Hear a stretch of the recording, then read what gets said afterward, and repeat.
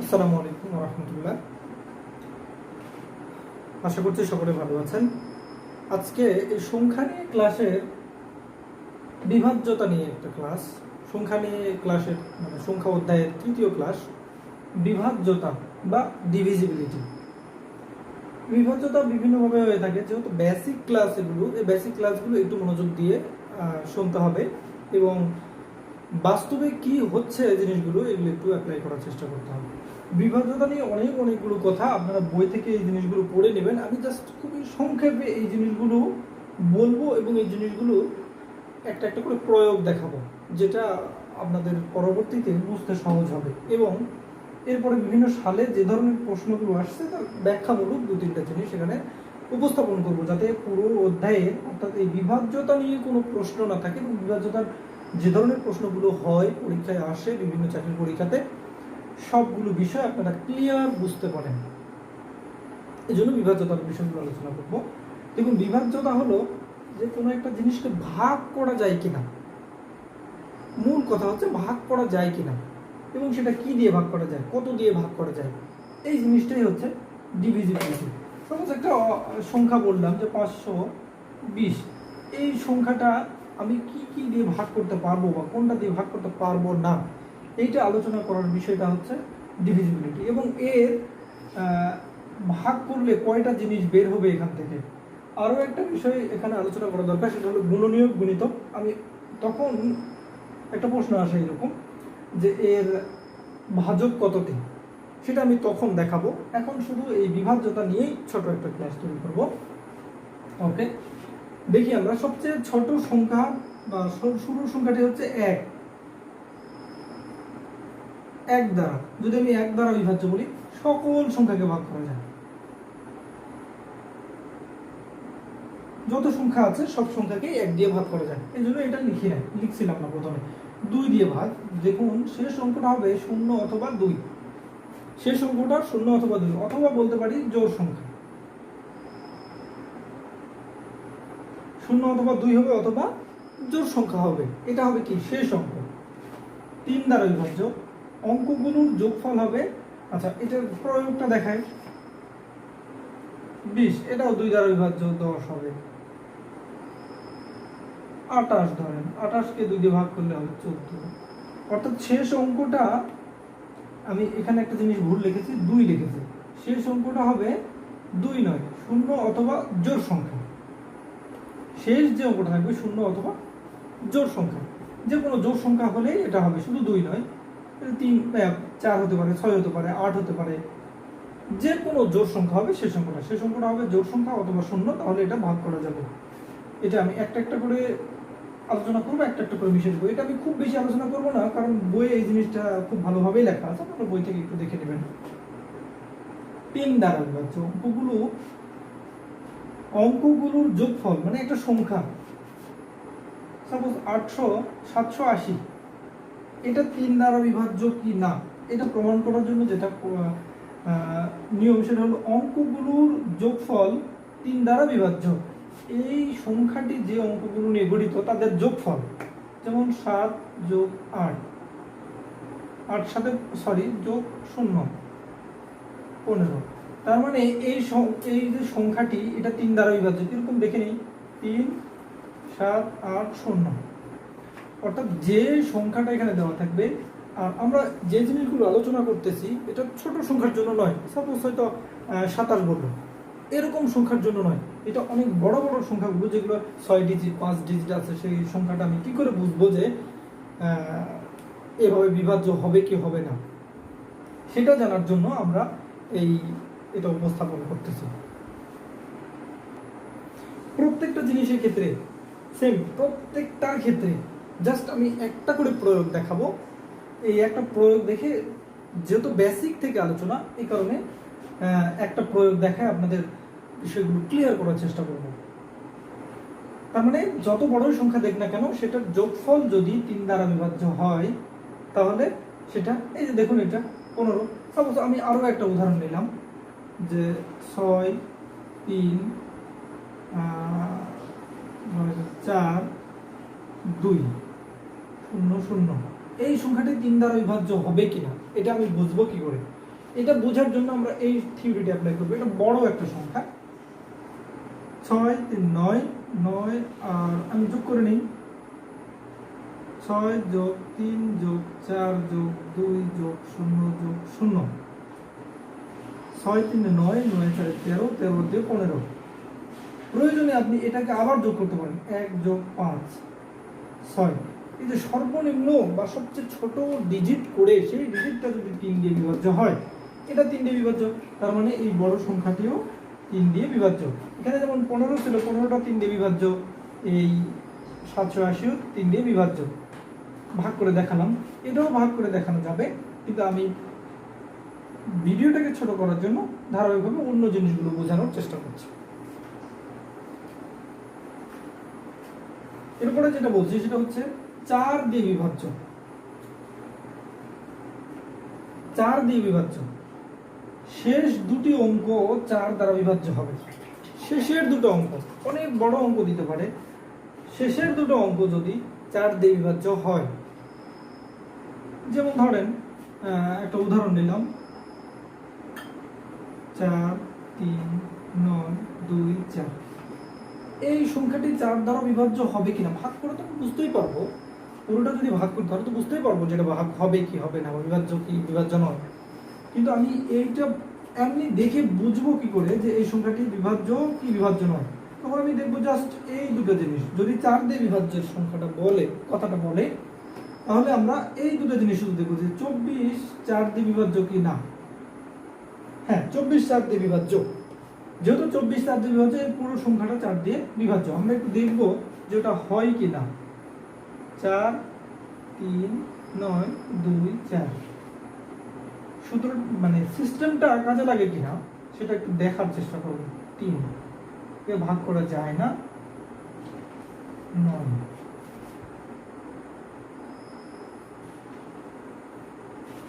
36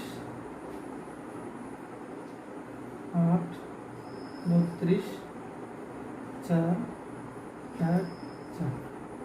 এই যে দেখুন, পুরো নিঃশেষে বিভাজ্য। এখানে প্রত্যেকটা বিভাজ্যতার প্রত্যেকটার প্রথম শর্ত হচ্ছে নিঃশেষে বিভাজ্য হবে, অর্থাৎ তার কোনো ভাগশেষ থাকবে না। ভাগশেষের সূত্রটা আমার আগে লিখে দেওয়া উচিত ছিল, আমি পরে লিখে দেবো এই সূত্রটা। এই সূত্রটা নিয়ে সূত্র একটু আলোচনা করবো, কারণ এটা প্রয়োজন হয়। অর্থাৎ এটা নিঃশেষে এমনভাবে বিভাজ্য হবে যাতে তার কোনো ভাগশেষ থাকবে না, তার মানে বিভাজ্য।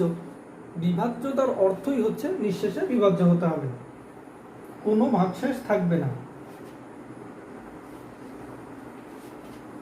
এখন 5 দ্বারা বিভাজ্য দেখব।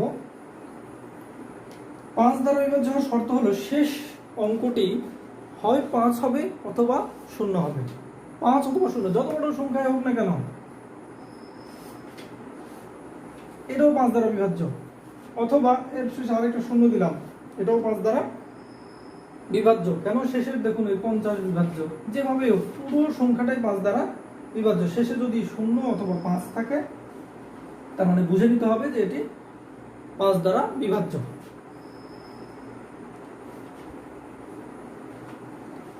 6 দ্বারা বিভাজ্য, ডবল শর্ত। এই ওটা খেয়াল করবেন, যেখানে ও থাকে সেখানে দুটো জিনিস একসাথে কাজ করে। 2 ও 3 দ্বারা বিভাজ্য হলে 6 দ্বারা বিভাজ্য হবে। 2 দিয়ে বিভাজ্য, 3 দিয়ে বিভাজ্য। 2 দিয়ে বিভাজ্য হওয়ার শর্ত কি? জোড় হতে হবে। 3 দিয়ে বিভাজ্য হওয়ার শর্ত কি? যোগফল 3 দিয়ে ভাগ হতে হবে। 3 দ্বারা বিভাজ্য। এই দুটো শর্ত যখন একসাথে পূরণ করবে তখনই 6 দ্বারা বিভাজ্য হবে। যে কোনো একটা সংখ্যা, সেটা যদি এই দুটো শর্ত 2 এবং 3 এর যে শর্ত ছিল, এই দুটো শর্ত যদি একসঙ্গে পূরণ করে বা একসাথে পূরণ করে, তখনই সেটা 6 দ্বারা বিভাজ্য হবে। একটা সংখ্যা নিয়ে ফেলি,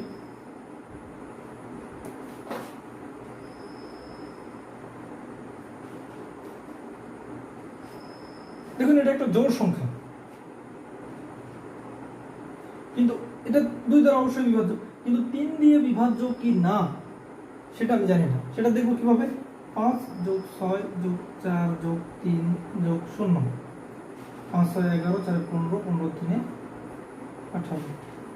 18, যেহেতু 18 3 দিয়ে বিভাজ্য, আরও একটু ছোট করতে পারেন, 8 যোগ 1 9, এই 9টা কি 3 দিয়ে বিভাজ্য, তার মানে 3 দিয়ে বিভাজ্য হচ্ছে এবং 2 দিয়ে বিভাজ্য হচ্ছে, তার মানে এটা 6 দিয়ে বিভাজ্য। আমরা একটু প্র্যাকটিক্যালি দেখে আসি। 6 5 6, আমি ইচ্ছা করে একটা সংখ্যা কিন্তু নিয়েছি, আমি আসলে জানতাম না যেটা ভাগ যাবে কিনা।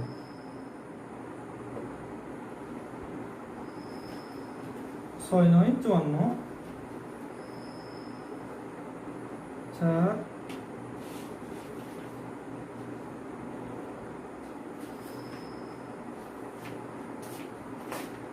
এই যে নিঃশেষে বিভাজ্য, 6 দিয়ে নিঃশেষে বিভাজ্য, অর্থাৎ 2 এর শর্ত এবং 3 এর শর্ত। 2 এর শর্ত তো খুবই সহজ, জোড় সংখ্যা হবে, লাস্ট সংখ্যাটা জোড় সংখ্যা হবে বা টোটালি জোড় সংখ্যা হবে, আর 3 এর শর্ত যা যোগ করে দিতে হবে। মনে মনে যোগ করতে পারবে, 5 6 11 4 15 আর 3 18, এভাবে মনে মনে করে নিলেও হয়ে যাবে, যেটা 3 দিয়ে বিভাজ্য এবং 2 দিয়ে বিভাজ্য, মানে 6 দিয়ে বিভাজ্য।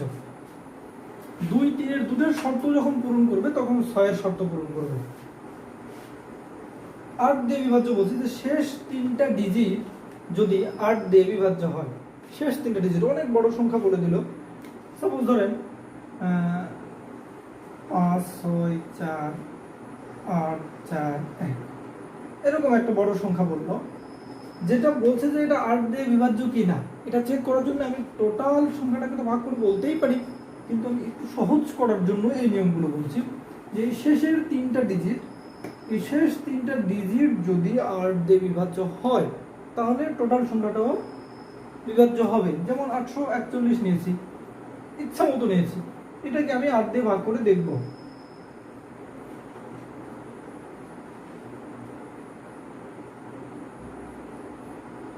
এক ভাগ শেষ থেকে গেল, তার মানে এই সংখ্যা, এই 3টা সংখ্যা যেহেতু 8 দিয়ে বিভাজ্য হলো না, তার মানে টোটাল সংখ্যাটা 8 দিয়ে বিভাজ্য হবে না। কিন্তু আমি যদি এটা একটু চেঞ্জ করে দিই, দেখুন 840 বানিয়ে দিলাম, তার মানে এখানে হবে 0, এখানে 0, তার মানে কোনো ভাগশেষ থাকবে না।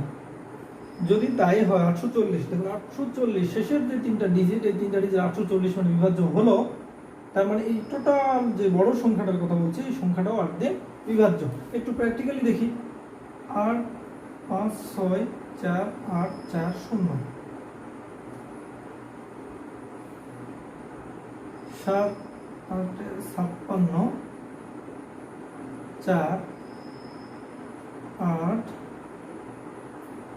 7 48 4 0 5 8 24। এই যে দেখুন পুরো সংখ্যাটি 8 দিয়ে বিভাজ্য হলো, অর্থাৎ এই শেষ 3টা ডিজিট আমি দেখব যে এই শেষ 3টা ডিজিট যদি আমি 8 দিয়ে ভাগ করতে পারি, তার মানে টোটাল সংখ্যাটাকেও 8 দিয়ে ভাগ করতে পারবো, অর্থাৎ 8 দিয়ে বিভাজ্যতার শর্ত সে পূরণ করছে এই শেষ 3টা ডিজিট দিয়ে।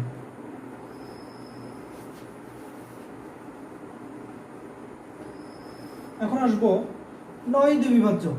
9 দ্বারা বিভাজ্য এবং 3 দ্বারা বিভাজ্যের যে শর্ত দুটো একই রকম, যে অঙ্কগুলো, যে সংখ্যাটা বড় সংখ্যাটা গঠিত হবে তার অঙ্কগুলোর যোগফল 9 দ্বারা বিভাজ্য হবে। আমি একটা সংখ্যা ইচ্ছা মতো নেই, 1 5 4 9 6 8 7 8, এরকম বললাম যে এই সংখ্যাটি 9 দ্বারা বিভাজ্য কি না। আমি যেটা করব যে এই সংখ্যাগুলো যোগ করে নেব, সংখ্যাগুলো যোগ করে নেব কিরকম, 1 যোগ 5 যোগ 4 যোগ 6 যোগ 7 যোগ 8, তাহলে 6 6 4 10 10 6 16 16 8 7 16 7 23 23 7 হচ্ছে 23 8 মানে 31। এই 31 সংখ্যাটাকে কি 9 দ্বারা ভাগ করা সম্ভব? 9 দ্বারা ভাগ করা সম্ভব না। 9 দ্বারা যদি ভাগ করা সম্ভব না, এই পুরো সংখ্যাটাকেও 9 দ্বারা ভাগ করা সম্ভব না। এর সাথে যদি আমি আরো একটা 5 দেই, সাপোজ ধরেন এই সংখ্যাটা আরো একটা 5 আছে এখানে, দেখুন এখানে আরো একটা 5 যোগ হবে,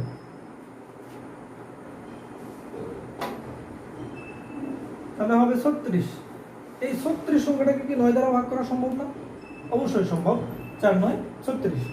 এই 36 সংখ্যাটাকে যেহেতু 9 দ্বারা ভাগ করা সম্ভব, তাহলে এই পুরো সংখ্যাটা এত বড় একটা সংখ্যা, 7 ডিজিটের একটা সংখ্যা, এই 7 ডিজিটের সংখ্যাটাকেও 9 দ্বারা ভাগ করা সম্ভব। আমরা একটু ভাগ করে দেখব। যেহেতু প্র্যাকটিক্যালি দেখার চেষ্টা করছি সবগুলো, আমরা ভাগ করে দেখার চেষ্টা করি। 9 একবার 9, 6, 7, 16, 9, 7, 7,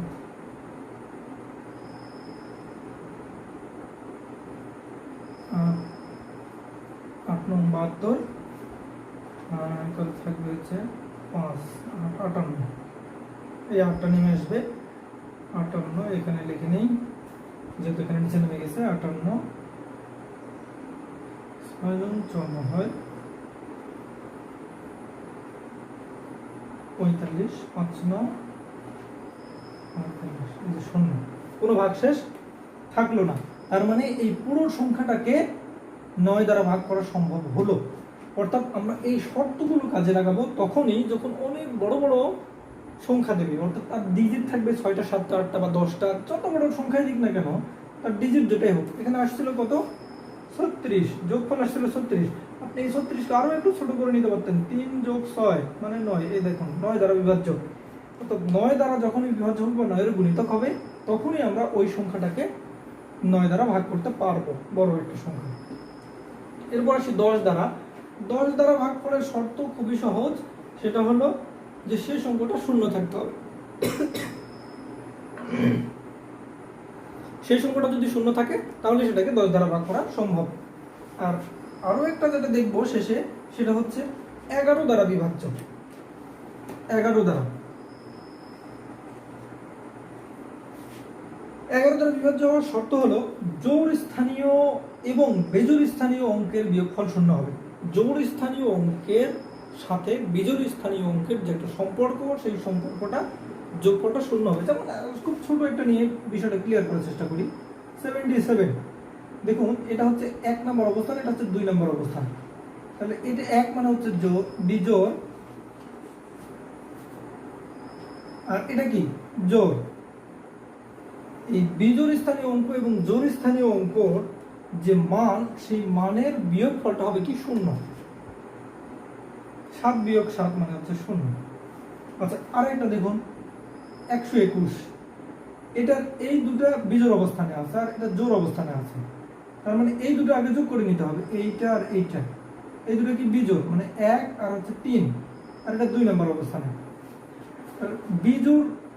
বিজোড় অবস্থানটা আগে কি কি আছে?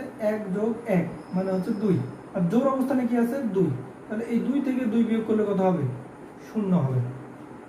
অর্থাৎ 0 অথবা 11 হতে পারে, এই দুটো জিনিস হবে, 0 অথবা 11 হবে। এই 0 অথবা 11 যদি হয়, তখনই সেই সংখ্যাটাকে 11 দিয়ে ভাগ করা যাবে। আচ্ছা, এটা একটু আরো একটু বাড়াই দেই।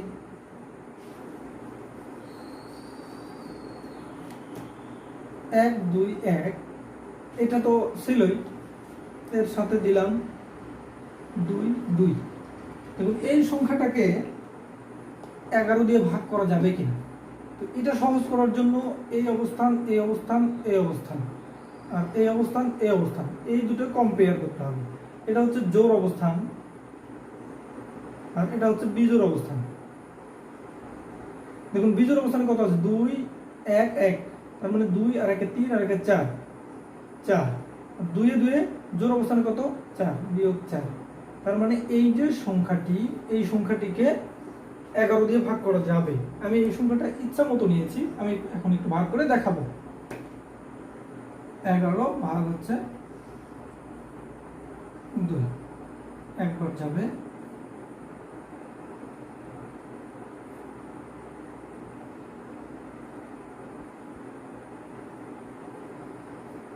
এই যে দেখুন এই সংখ্যাটাকে ভাগ করা সম্ভব হলো।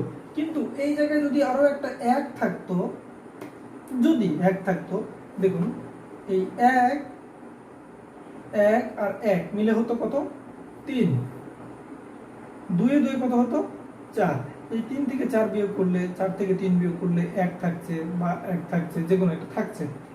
অর্থাৎ 0 হচ্ছে না, 11ও হচ্ছে না। তার মানে এইটাকে ভাগ করা যাবে না, 11 দিয়ে ভাগ করা যাবে না। কিন্তু যদি এরকম হয় শূন্য হয় তাহলে 11 দিয়ে ভাগ করা যাবে। আমি আশা করব যে আপনারা প্রত্যেকটাই বুঝতে পারবেন, তবে এগুলো খুব বেশি কাজে লাগে না। এগুলো সাধারণত মেন্টাল অ্যাবিলিটির অংশে খুব অল্প সংখ্যক অল্প পরিসরে অঙ্ক আসে, আপনারা এখান থেকে জানার চেষ্টা করবেন। তো আমি যেটা এখন দেখাবো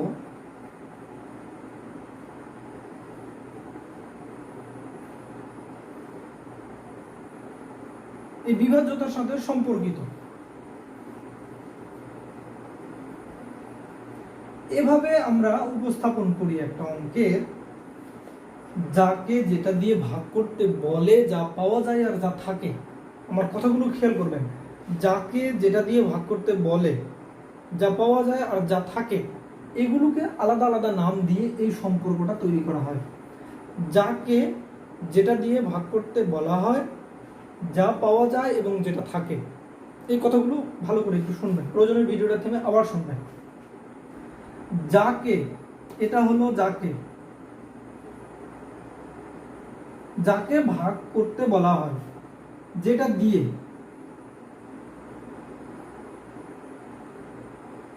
যা পাওয়া যায়,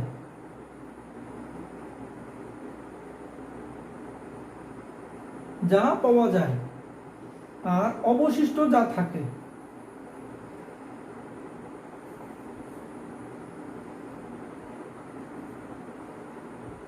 এটার একটা আলাদা সম্পর্ক আছে।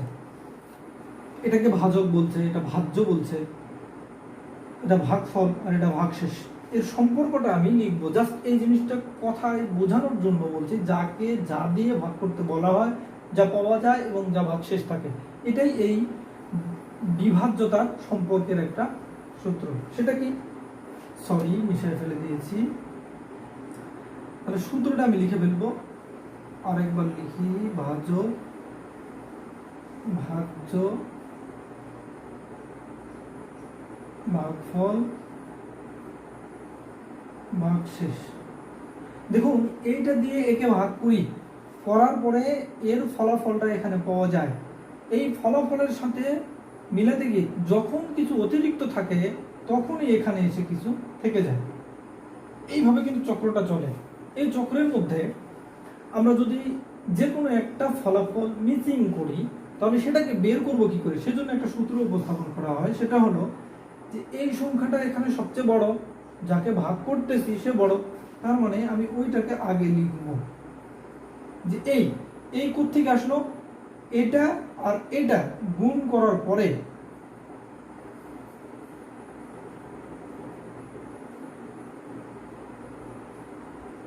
এবং এরা দুজন গুণ করার পরে সেটা তো এই জায়গায় বসেছিল, এই জায়গায় বসেছিল, কিন্তু এই ভাগশেষটা আসলো কোথা থেকে, এই ভাজ্যটা এই জায়গায় যা বসেছিল এর এবং এর গুণফল এদের চেয়ে বড় হওয়ায় এখানে ভাগশেষ চলে আসছে। তার মানে কি, এই ভাজ্যটা বের করতে গেলে এদের গুণফলের সাথে এই ভাগশেষটাকে যোগ করে দিতে হবে।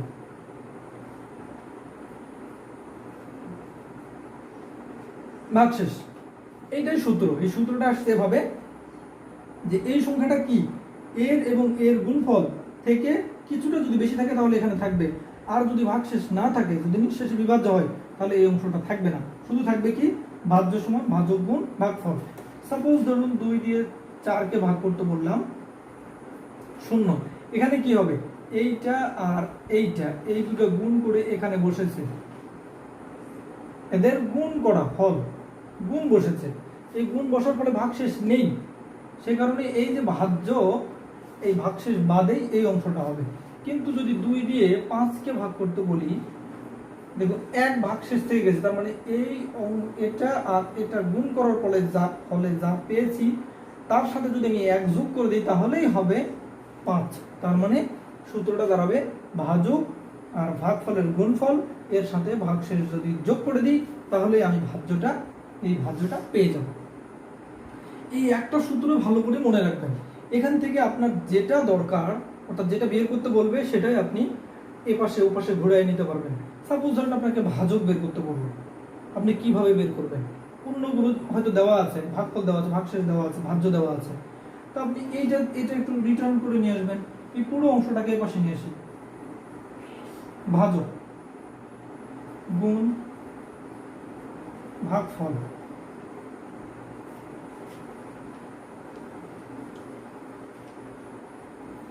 ভাজক গুণ ভাগফল যোগ হচ্ছে ভাগ শেষ সমান ভাজ্য।